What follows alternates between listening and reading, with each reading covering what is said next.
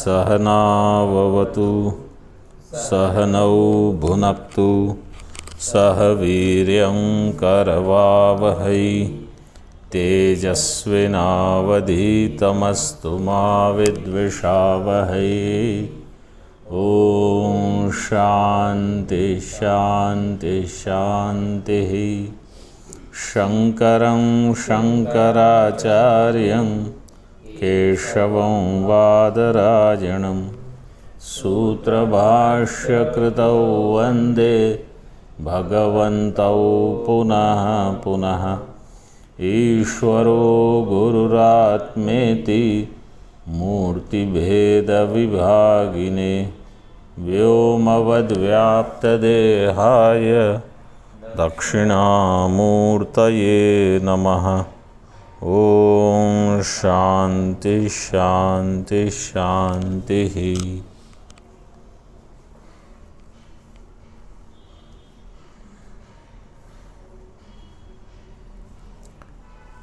25 पृष्ठ पर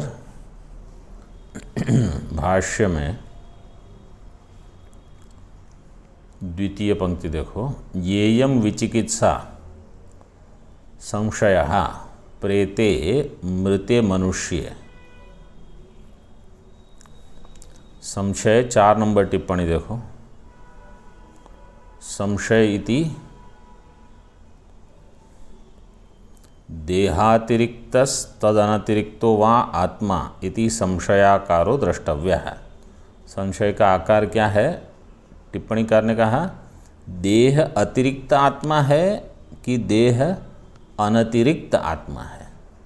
मतलब देह को गिन के आत्मा है कि देह को छोड़ के आत्मा है। ऐसे संशय की परिभाषा क्या है?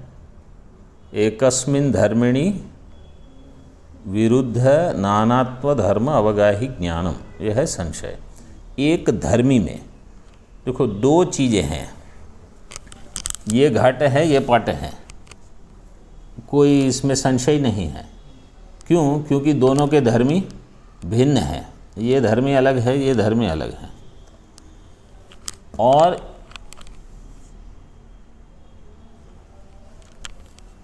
एक काल में एक ही चीज 2 प्रकार से लगती है, तब तो संशय हो सकता है। जैसे एक ही है, रज्जु है या सर्प है, लेकिन कहीं रज्जु देखा, थोड़े समय बाद कहीं और सर्प देखा, तो अलग देश में अलग काल में वहाँ भ्रांति नहीं होती। हाँ, एक ही व्यक्ति समझो यहाँ देवदत्त दिखा, फिर वहाँ कहीं और वही दिखता है लेकिन अलग दिखता है, तो संशय हो सकता है। जैसे किसी को यहाँ आप एक रूप में देखते हो, उसी को कहीं और अलग रूप में देख लिए, तो इसको कहा एकस्मिन् धर्मिणि। एक ही धर्मी में विरुद्ध नानात्व धर्म, मतलब अनेकत्व दिखता है और उसमें आपस में विरोध है। अगर आपस में विरोध नहीं है, जैसे ये घट भी है और कृष्ण भी है, अब तो कहाँ विरोध हुआ? क्योंकि एक ही धर्मी में घटत्व भी हो सकता है, कृष्णत्व भी हो सकता है, और भी 2-4 धर्म हो सकते हैं। तो एक दूसरे से विरुद्ध हो, एक ही धर्मी में हो, तब उसको कहा जाएगा संशय। तो यहाँ एक ही चीज़ के बारे में संशय है। किसके बारे में है? आत्मा के बारे में, कि आत्मा देह अतिरिक्त है या अनतिरिक्त, ऐसे टिप्पणीकार ने कहा। फिर आगे देखो भाष्य में, प्रेते मृते मनुष्य 5 नंबर टिप्पणी देखो। इसमें कोई कहता है ये विषय सप्तमी है, कोई कहता है सती सप्तमी है। प्रेते इति विषय सप्तमी इति आशयन आचष्टे मृते मनुष्य इति। तो जब विषय सप्तमी होगी तो ये बनेगा विषय, जो सप्तमी में है वही संशय का विषय है। ठीक है। और अगर सती सप्तमी होगी तो जैसे, हाँ, जैसे आगे पंक्ति में दिया, केचित सती सप्तमीं व्याचख्युः नायम अस्ति इति अयम शब्देन प्रेत परामर्शाद विषय सप्तमीं युक्तां पश्यामः।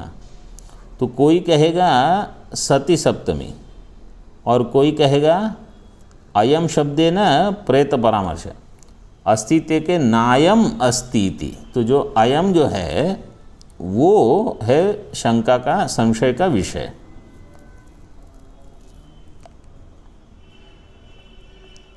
अब यहाँ जो आगे दिया है शरीर इंद्रिय मनो, आगे पंक्ति देख लेते हैं।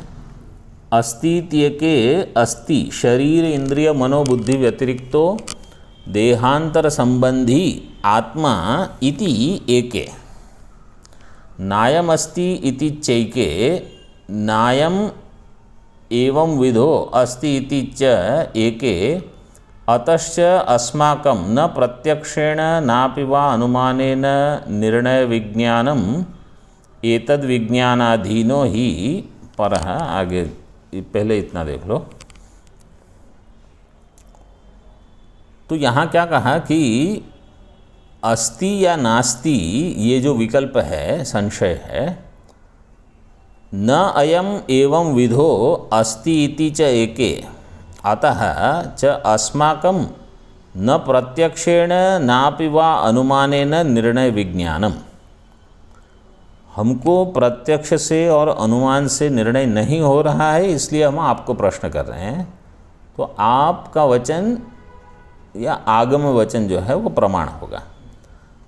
अब प्रत्यक्ष से शरीर का तो भान हो जाता है, इंद्रिय का भान प्रत्यक्ष से होगा या अनुमान से होगा?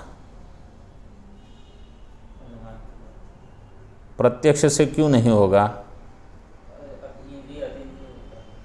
इंद्रिय अतीन्द्रियाँ होती हैं, जो इंद्रिय होती है वो अतीन्द्रिय, मतलब इंद्रिय का विषय नहीं बनती। लेकिन अनुमान कर सकते हैं कि अगर मुझे रूप का ज्ञान हो रहा है तो चक्षुर इंद्रिय नाम की कोई एक इंद्रिय होगी जो केवल रूप का ग्रहण करती है, रसनेन्द्रिय करके कोई इंद्रिय होगी जो केवल रस का ग्रहण करेगी, ये अनुमान से होगा। शरीर इंद्रिय, फिर कहा मनोबुद्धि। अब मन और बुद्धि ये दो हैं, ये ज्ञान हमको प्रत्यक्ष से तो नहीं होगा, अनुमान से भी ये ज्ञान कैसे होगा कि यहाँ दो कारण हैं, एक मन है एक बुद्धि है। ये ज्ञान भी प्रत्यक्ष या अनुमान से नहीं होगा।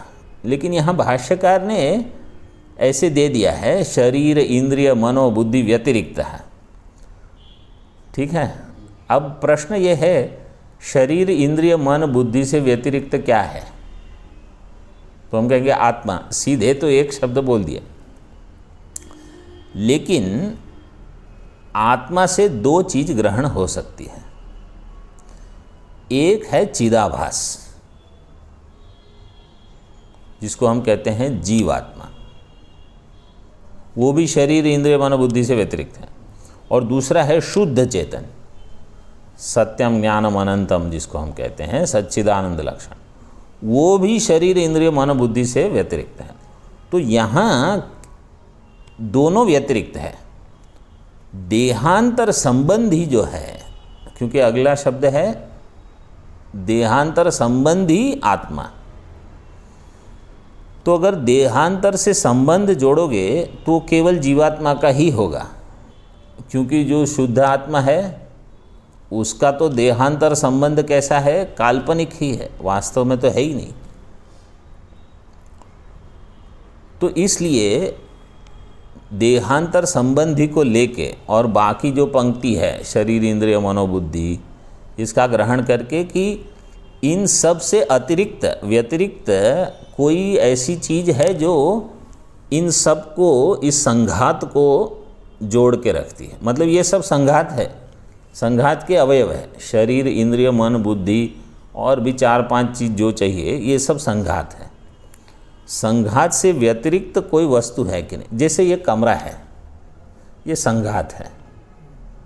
खिड़की, दरवाज़ा, छत है, नीचे ज़मीन है, दीवारें हैं, कमाड़ है, जो भी कहो, ये सारी चीज़ें जो हैं, ये तो एक संघात है, चीज़ें इकट्ठी करके रखी हुई। संघात हमेशा संघात से भिन्न वस्तु के लिए होता है। कमरा कमरे के लिए नहीं है, कमरा खिड़की के लिए नहीं है, दरवाजे के लिए नहीं है, छत के लिए, पंखे लाइट के लिए नहीं है, किसी और के लिए है जो इसका भोक्ता है, जो इसका ग्रहण करेगा, जो इसका भोग करेगा, ठीक है, जो व्यक्ति है। तो इसी प्रकार जहाँ जहाँ संघात होता है वहाँ संघात से व्यतिरिक्त कोई वस्तु होनी चाहिए जिसके लिए वो संघात बना है, और संघात का विघटन हो जाने पर भी वो रहेगा। जैसे ये कमरा समझो तोड़ ताड़ के सब अलग कर दिए, ये एक खिड़की अलग, दरवाज़ा अलग,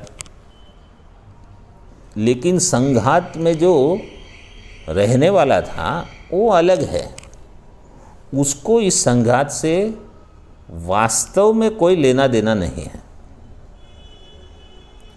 तो अगर ये हमको समझ में आ जाए तो चाहे आप उसको अभी चिदाभास कहो, वही चिदाभास वास्तव में शुद्ध चैतन्य है, क्योंकि वो तो प्रतिबिंब भास रहा है, प्रतिबिंब तो बिंब से भिन्न नहीं होता।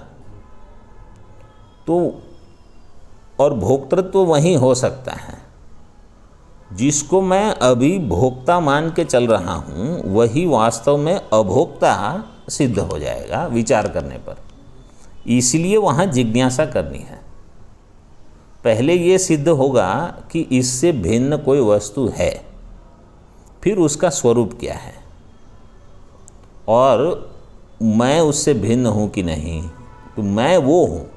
तो अभी मैं अपने आप को संघात मान के चलता हूँ कि मैं या तो शरीर हूँ या इंद्रिय हूँ, मन बुद्धि कुछ न कुछ हूँ, इनसे भिन्न मैं हूँ।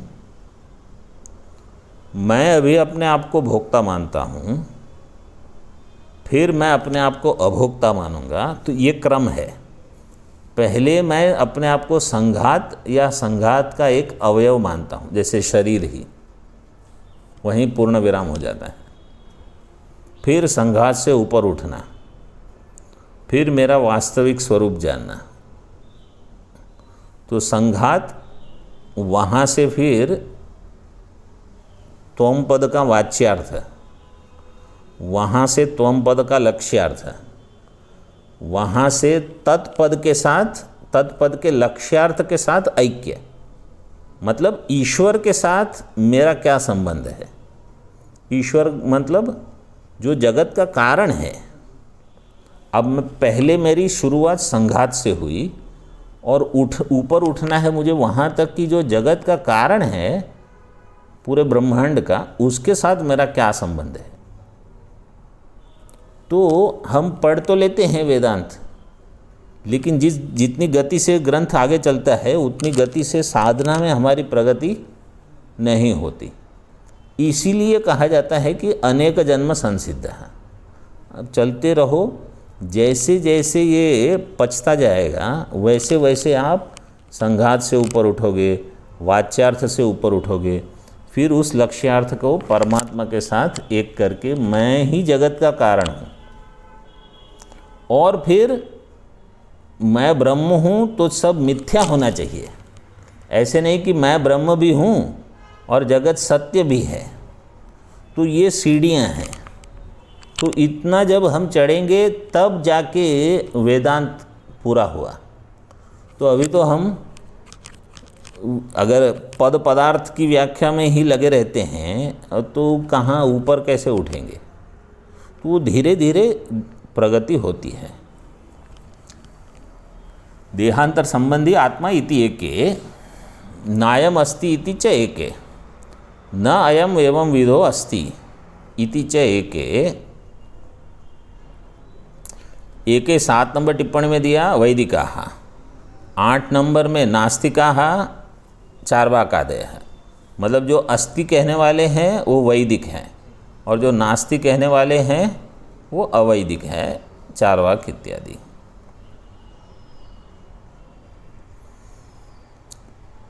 अतश्च हाँ, अभी वो टिप्पणी देख लो, टिप्पणी नहीं, टीका। प्रत्यक्षादिना, वहाँ से देखो, प्रत्यक्षादिना स्वस्यैव निर्णय ज्ञान संभवात्। क्योंकि अगर ये विप्रतिपत्ति जो है वादी की देह व्यतिरिक्त आत्म अस्तित्वे वादी विप्रतिपत्ति है संशयश्चेत तर्हि प्रत्यक्षादिना स्वस्यैव निर्णय ज्ञान संभवात्। बोले नहीं, अपने आप से प्रत्यक्ष से अनुमान से निर्णय नहीं होगा। तन्निर्णयस्य निष्प्रयोजनत्वाच्च न तदर्थः प्रश्नः कर्तव्य इति आशंक्या।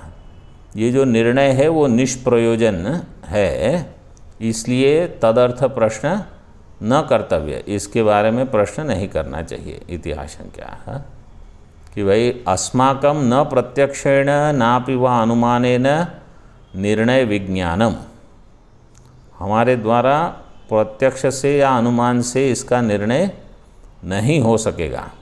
न निर्णय विज्ञानम।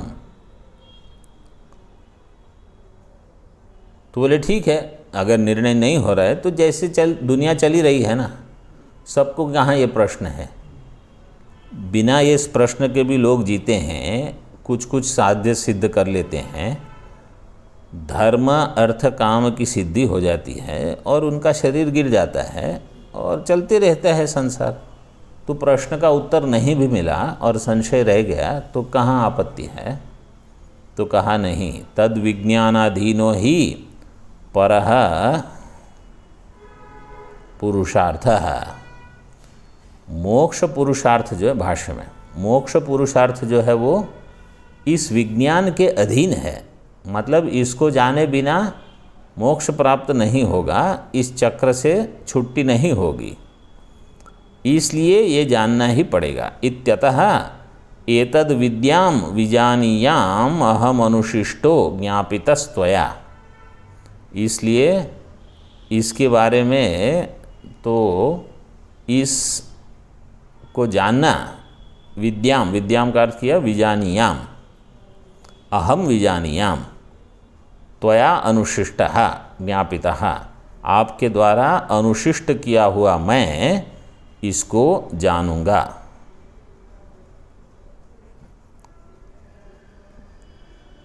वराणामेशः वरस्तृतीयः। 3 वर में ये तृतीय वर है जो अवशिष्ट है, जो बाकी रह गया था, वो मैं मांग रहा हूँ। टीका में देखो,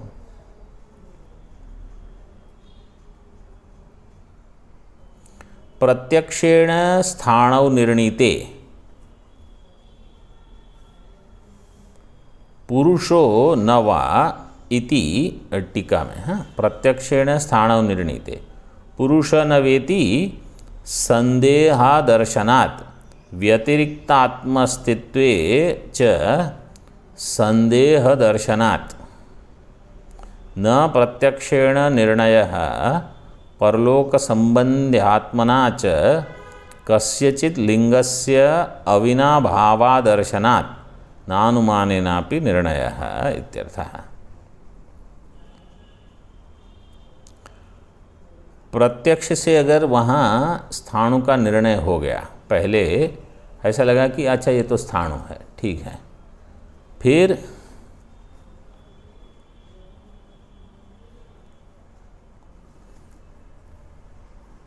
पुरुषो न वा इति संदेह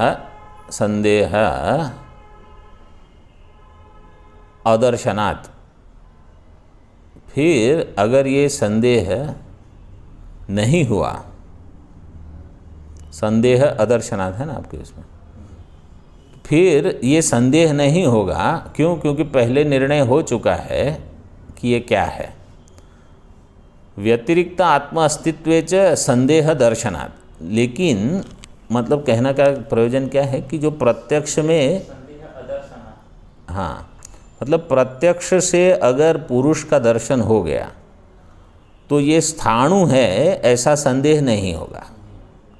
लेकिन यहाँ आत्मा के अस्तित्व में संदेह है, इसलिए प्रत्यक्ष से निर्णय नहीं हुआ है। अगर प्रत्यक्ष से निर्णय हो जाता कि ये घट है और बस ठीक है, फिर संदेह नहीं होगा, संदेह अदर्शनात्। लेकिन अगर प्रत्यक्ष से निर्णय नहीं हुआ कि अच्छा आत्मा नाम की कोई चीज़ संघात से व्यतिरिक्त है, व्यतिरिक्त आत्मा अस्तित्वे च संदेह दर्शनात्, इसलिए न प्रत्यक्षेण निर्णय, इसलिए प्रत्यक्ष से निर्णय यहाँ नहीं हुआ। एक। दूसरा, परलोक संबंधी आत्मना च कस्यचित् लिंगस्य अविनाभाव अदर्शनात्। अगर कहीं जहाँ अनुमान करना हो वहाँ क्या चाहिए? अविनाभाव चाहिए, हेतु और साध्य के बीच में। तो जहाँ जहाँ हेतु है, अविनाभाव मतलब इसके बिना नहीं रह सकता। वन्नी के बिना तो धूम नहीं रह सकता, ये है अविनाभाव। न विना इति अविना, ठीक है। परलोक संबंधी आत्मना च कस्यचित् लिंगस्य, परलोक संबंधी जो आत्मा है मतलब जो इस लोक को छोड़ के अन्य लोक में जाएगा, ऐसा अगर कोई आपको अविनाभाव मिल गया कि परलोक संबंधी आत्मा के बिना यहाँ से वहाँ उसी व्यक्ति की गति नहीं होती, मतलब ऐसी कोई चीज़ है जिसको इस लोक में हम छोड़ देते हैं और वही चीज़ परलोक जाती है,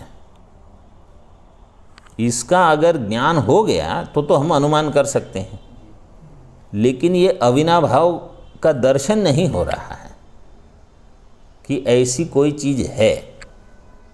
अब ये अच्छे से विचार करके लिखा है, अगर हम भी सोचेंगे ना, हम मान के चलते हैं कि कुछ ना कुछ तो हो ही जाएगा आगे, लेकिन अगर हम भी विचार करेंगे तो बोले यहाँ से अगर मैं वहाँ जा रहा हूँ तो जो जाएगा वो ये तो सब छोड़ के जाने वाला है। यहाँ की जो जो उपलब्धियाँ हैं या शरीर है ये तो छूट जाएगा, तो आगे कौन जा रहा है? और अगर मैं ही जा रहा हूँ तो मैं तो इन सब से अलग हूँ। तो ये है परलोक संबंधी आत्मना च कस्यचित् लिंगस्य अविनाभाव अदर्शनात्, परलोक संबंधी आत्मा के द्वारा कोई एक अविनाभाव वाला लिंग मिल गया तो अनुमान हो सकता है। लेकिन ऐसा नहीं होने के कारण न अनुमानेनापि निर्णय है, इसलिए अनुमान भी यहाँ नहीं कर सकते। अनुमान केवल श्रुति के पीछे चलेगा। तो अगर श्रुति ने कह दिया कि ऐसा है, जैसे श्रुति में इतना सारा कर्मकांड का उपासना का विस्तार दिया है, ये सब पढ़ के हमको लगता है कि हाँ, और पुण्य पाप ये सब के बारे में विचार हुआ है, तो कोई होना चाहिए जो भोगता है, जो जिसको पुण्य का फल सुख मिलेगा, पाप का फल दुख मिलेगा, वो परलोक में जाएगा, फिर अनुमान हो सकता है। बिना उसके अनुमान नहीं होगा। इसलिए आपसे ये उत्तर हम जानना चाहते हैं, और बिना ये उत्तर जाने मोक्ष की सिद्धि नहीं होगी। इसलिए परम पुरुषार्थ के लिए ये आवश्यक है। किम, आगे भाष्य में, किम अयम एकांततो निःश्रेयस साधनात्मज्ञानार्हो न वेत्येतत् परीक्षणार्थम आह। अब प्रश्न किसके बारे में है? नचिकेता के बारे में, कि अयम मतलब नचिकेता। हाँ, टिप्पणी में दिया है 1 नंबर। एकांततः का अर्थ है अतिशयन। ये अतिशयन मतलब केवल यही, ऐसे नितांतम ऐसे दिया है। तीव्रता से केवल यही चाहता है, निःश्रेयस साधनम आत्मज्ञानार्ह। निःश्रेयस का साधन क्या है? देखो, निःश्रेयस क्या है? मोक्ष। उसका साधन क्या है? आत्मज्ञान। बंधन है आत्मा का अज्ञान, उसका विरोधी है आत्मा का ज्ञान। बंध का विरोधी मोक्ष, आत्मा के अज्ञान का विरोधी आत्मा का ज्ञान। ऐसे तो ये नचिकेता जो है वो निःश्रेयस साधन आत्मज्ञान का, आत्मज्ञान के योग्य है कि नहीं, आत्मज्ञानार्हो न वा, मतलब इसको आत्मज्ञान देना चाहिए कि नहीं। पहले इतनी परीक्षाएं करते होंगे वो।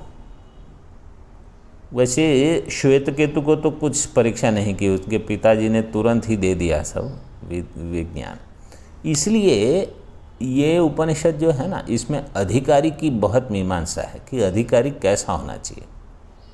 वहाँ तो ऐसे ही बता दिया। नारद जी के बारे में है 7वें अध्याय में कि देखो वो कैसे अधिकारी थे। उन्होंने इतनी सारी विद्याएं प्राप्त की थी, 4 वेद, 5वां वेद, न्याय, व्याकरण, ये वो, सर्प विद्या, गंधर्व विद्या, ये विद्या, वो इतनी सारी विद्या उन्होंने ग्रहण की थी। और फिर भी उन्होंने गुरु उपसत्ति की। और जो ये इंद्र और प्रजापति का संवाद है 8वां अध्याय, वहाँ भी ब्रह्मा जी तो बहुत ही संक्षेप में उत्तर देते हैं और पहले ही कह दिया 32 वर्ष रहो। अब आजकल किसी विद्यार्थियों को कहा जाए 32 वर्ष रहो, सेवा करो, ब्रह्मचर्य वगैरह पालन करो, फिर हम आपको प्रश्न पूछने का अवकाश देंगे, 32 दिन भी नहीं टिकेंगे कोई, सीधे ही चले जाएंगे। तो ये परिस्थिति हो जाती है। और प्रश्नोपनिषद में भी आया है कि 1 साल तो ऐसे ही रहने को कहा। वो भी पहले से बहुत अध्ययन करके आए थे, उनको कहा 1 साल रहो। तो अधिकारी की मीमांसा अच्छी अगर होती है तो हम में कहीं न कहीं सुधार का अवसर प्राप्त होता है। अब अगर हम ऐसा मान के चले कि अरे पढ़ाने वाले ज़्यादा हैं और पढ़ने वाले ही कम हैं, तो कहीं भी पढ़ने तो मिल जाएगा, तो हमारा ही नुकसान है इसमें। पढ़ाने वाले पढ़ा देंगे, कुछ हम में अगर लाभ नहीं हुआ, परिवर्तन नहीं हुआ, तो क्या लाभ है।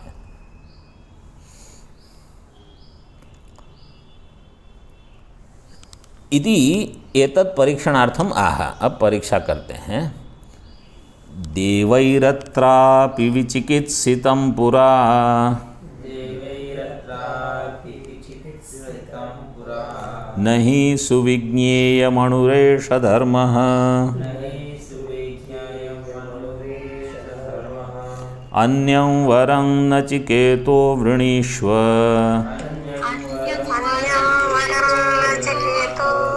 मामोपरोत्सीरतिमासृजैनम्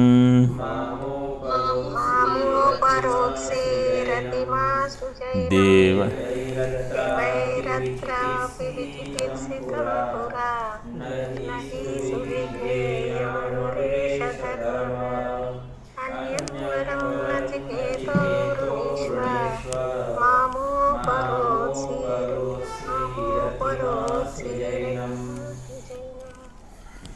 देवैहि अत्रापि पुरा विचिकित्सितम।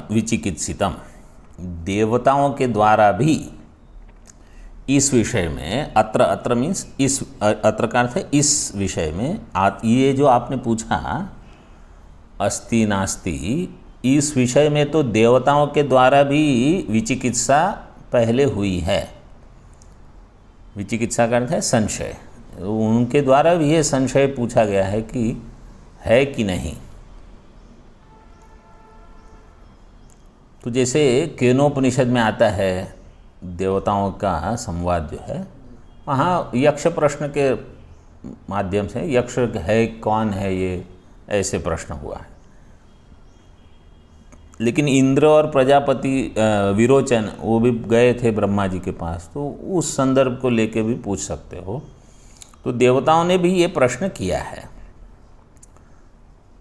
एषः धर्मः न हि सुविज्ञेयम्। अणुः एषः धर्मः, एषः धर्मः अणुः नहीं सुविज्ञेयम। यहाँ धर्म शब्द से आत्मा लेना है। देखो कहीं कहीं अब हमको ऐसा लगता है ना कि एक वेद के दो हिस्से हैं, कर्मकांड, ज्ञानकांड। कर्म में धर्म का प्रकरण आता है और ज्ञान में आत्मा का प्रकरण आता है, लेकिन आत्मा के लिए भी धर्म शब्द प्रयोग यहाँ दिखेगा। नहीं सुविज्ञेयम अणुः एषः धर्मः, एषः आत्मा, आत्मा के लिए ही शब्द दिया धर्म। और मांडुक्य कारिका में गौड़पादाचार्य ने कहा उपासनाश्रितो धर्मः जाते ब्रह्मणि वर्तते। वहाँ धर्म शब्द जीव के लिए है, तृतीय अध्याय में प्रथम कारिका में। तो धर्म जो है यहाँ धारणात् धर्म, तो आत्मा भी संघात को धारण करके रखता है, इसलिए उसको भी धर्म शब्द से बताया जाएगा। या सद्रूप से तो पूरे ब्रह्मांड को धारण करके रखा है, उसने पकड़ के रखा है, मतलब सत्ता प्रदान करता है, तो इसलिए वो धर्म है। अणु, अणु शब्द से ये विशिष्ट अद्वैत वाले वो क्या कहते हैं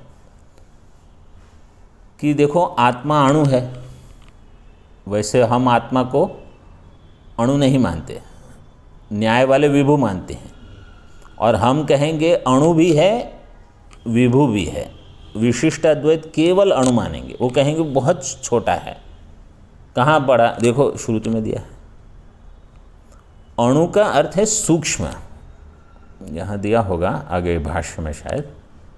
अणु का अर्थ परिमाण नहीं लेना, अणु परिमाण वाला नहीं है आत्मा, अणु से अति सूक्ष्म विषय है ये, इसलिए नहीं सुविज्ञेयम, क्योंकि अणुत्वात् हेतु करके उसको नहीं सुविज्ञेयम, ऐसे तो हेतु गर्भ विशेषण है अणु। और चूंकि ये नहीं सुविज्ञेयम, सुविज्ञेय नहीं है, देवताओं को भी इसके बारे में संशय है, इसलिए नचिकेता तुम मत पूछो, तुमको समझ में ना आए तो वरदान ऐसे ही जाएगा। तुमने मांगा तो सही, मैं दे दूंगा, तुमको समझ में नहीं आएगा तो एक वर फालतू जाएगा, उससे अच्छा कुछ और मांग लो। अन्यम वरम नचिकेतो वृणीष्व, इसलिए किसी और वर को मांग लो तो कम से कम तुमको कुछ लाभ होगा। माँ माँ उपरोत्सी, माँ पहला माँ है नकार के लिए और दूसरा माँ है माम। माँ माम माँ उपरोत्सी ही, मुझे इसके बारे में उपरोत्सी इसमें भाष्य में आएगा, इसको इसलिए मुझे मत रोको, मतलब इसके बारे में मुझे मत पकड़ो। अति माँ सृजैनम, एनम माँ, फिर से माँ का अर्थ है माम, अतिसृज एनम, एनम अतिसृज, अति उपसर्ग और सृज ये साथ में जाएंगे। तो मैंने जैसे कहा इस उपनिषद में ऐसा बहुत मिलेगा, उपसर्ग और क्रिया के व्यवहितेन संबंध होगा। तो इस वर को छोड़ दो मेरे लिए, उसका अर्थ कल हम देखेंगे। ओम पूर्णमदः पूर्णमिदं पूर्णात् पूर्णमुदच्यते पूर्णस्य पूर्णमादाय पूर्णमेवावशिष्यते। ओम शांति शांति शांति।